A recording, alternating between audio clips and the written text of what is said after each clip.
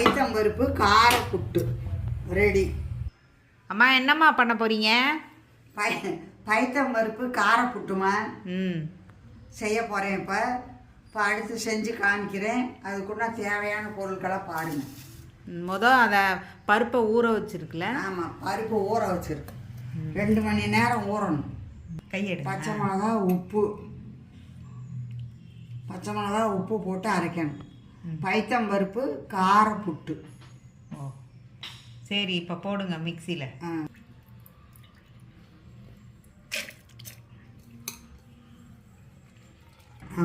1 cup பருப்பு போட்டிருக்குமா?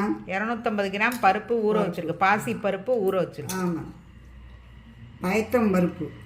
பைத்தம்பருப்பு புட்டு.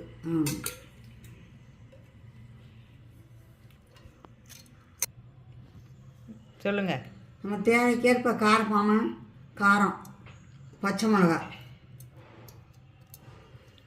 ஒரு 2-3 போட்டிருக்கீங்களா? 2 போட்டிருக்கு தேவைக்கேற்ப. ஆனால் ஈஸி இது. இதை பாருங்கள், உப்பு போடுறேன். உப்பு தேவைக்கேற்ப உப்பு. இதை இப்போ கெட்டியாக அப்போ அரைக்கணும். அரைச்சிட்டு காமிக்கலாம். இப்போ அரைச்சாச்சு. ஆமாம், இப்போ இதை இட்லி தட்டில் வச்சு வேக வைக்கணும். அதை எடுத்துக்காமுங்க மாவை. பாருங்க, அரைச்சிருக்கோம். இப்போ இது குறன்னு இருக்கணும். ஆமாம், இப்படி குறன்னு தான் அரைக்கணும். குறன்னு அரைச்சி இப்போ இட்லி சட்டியில் வச்சு வேக வைக்கணும். இப்போ இட்லி சட்டியில் தண்ணி ஊற்றிருக்கேம்மா. ஸ்டீமரில் மாதிரி வச்சு வேக வைக்க வேண்டியதான். அது என்ன உசிலிக்கு.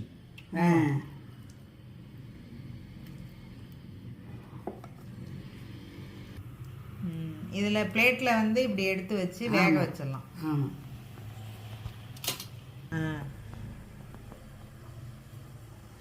தண்ணி கொதிச்சிருச்சு, அதில் எடுத்து வைக்கணும். இப்போது வச்சாதான் ஈஸியாக எடுக்கலாம். அதான் வச்சாச்சு. இதை வச்சாச்சு. இப்போ மூடிடுங்க. வெந்த உடனே அதை உதித்து தாளிக்கணும். வேகட்டும். ஒரு 5 மினிட்ஸ் நான் தாளித்து காட்டுறேன். ஓகே. இப்போ வெந்துருச்சாம்மா?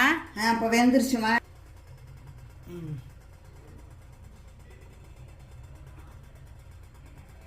இந்த பிளேட் வெந்துருச்சு. இப்போ இதை கொட்டியாச்சு. இப்போ இதை உதுக்குறோம். ஆமாம், இல்லை மிக்சியில் கூட நீங்கள் போட்டுக்கலாம். கொஞ்சம் மிக்சியில் போட்டு ஒரு அடி அடிச்சோன்னா அப்படியே பூவாக வந்துடும். ஆறுனதுக்கப்புறம் போடணும். ஆறுனதுக்கப்புறம் மிக்சியில் போட்டிங்கன்னா இந்த வேக வச்சது உதிர்ந்துடும். அதுக்கப்புறம் தாளிச்சுக்கலாம். இப்போ இதை மிக்சியில் போட்டு எல்லாத்தையும் எடுத்தாச்சு. இதுக்கப்புறம் ஒன்றும் வேலை இல்லை, சும்மா தாளித்து பரட்டி வைக்க வேண்டியதுதான். இப்போ என்னம்மா செய்ய போகிறீங்க? இப்போ அந்த பைத்தம்பருப்பு புட்டு தாளிக்கணுமா? தாளிச்சிட்டா வேலை அவ்வளோதான். தாளிச்சிட்டு கொஞ்சோண்டு தேங்காய் பூ போட்டு பரட்டி எடுத்துட வேண்டியதுதான். வெந்தது, அதனால் ரொம்ப ஈஸி. வெந்துருச்சு, உதுத்துட்டாலே அதுதான்.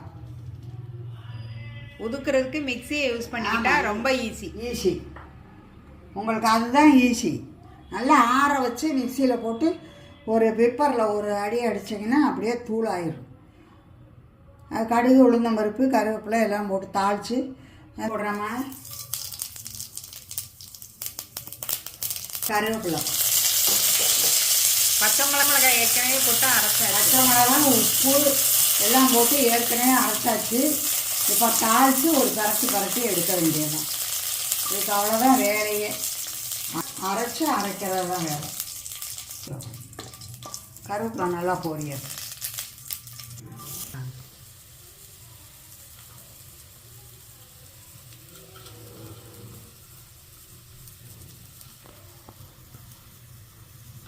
இப்போ பருப்பை போட்டாச்சு. உப்பு ஏற்கனவே போட்டாச்சு. ஆமாம், உப்பு காரம் எல்லாம் போட்டாச்சு. இப்போ ஒரு பரட்டி எடுக்க வேண்டியதுதான். பைத்தம்பருப்பு புட்டு.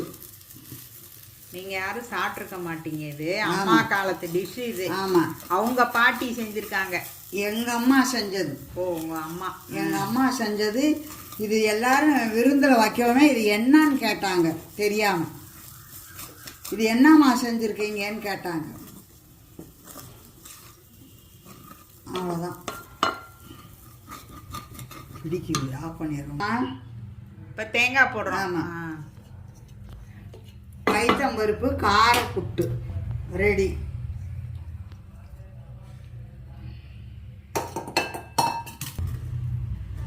தேங்காய் போட்டு கிண்டி விடணும். ஆமாம். அடி பிடிக்கும், நீங்கள் அதை பிடிக்காம பார்த்துக்கணும். அடி பிடிக்கிறதுக்கு வாய்ப்பு இருக்குது, அதனால் கிண்டி. பருப்பு இல்லை, ஆமாம், அதனால் பிடிக்கும். ஆனால் கொஞ்சம் எண்ணெய் கூட ஊற்றி செஞ்சுக்கிற வேண்டியதுதான்.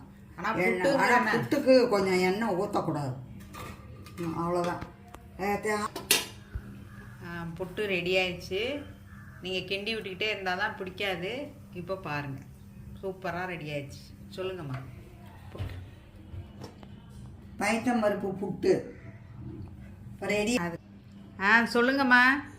பைத்தம்பருப்பு புட்டுமா. இந்த புட்டு வந்து எங்கள் அம்மா செஞ்சது. எங்கள் அம்மா வந்து ரொம்ப நல்லா செய்வாங்க. உரல் ஆட்டி, அப்போல்லாம் உரல் ஆட்டி இட்லி சட்டியில் வச்சு உடனே பிசைஞ்சு எல்லாம் 2-3 பேர் சேர்ந்து எல்லாத்தையும் அதை பிசைஞ்சிருவாங்க. அப்போல்லாம் மிக்சி இல்லை, அதனால் 2-3 பாட்டிங்க, எங்கள் பாட்டியெல்லாம் இருப்பாங்க. எல்லாம் சேர்ந்து எல்லாம் உடச்சி விட்டு தாளித்து எடுத்து வச்சுருவாங்க. பைத்தம்பருப்பு கார புட்டு பட்டு பட்டுன்னு சாப்பிடலாம். ஈஸியில் வரும்.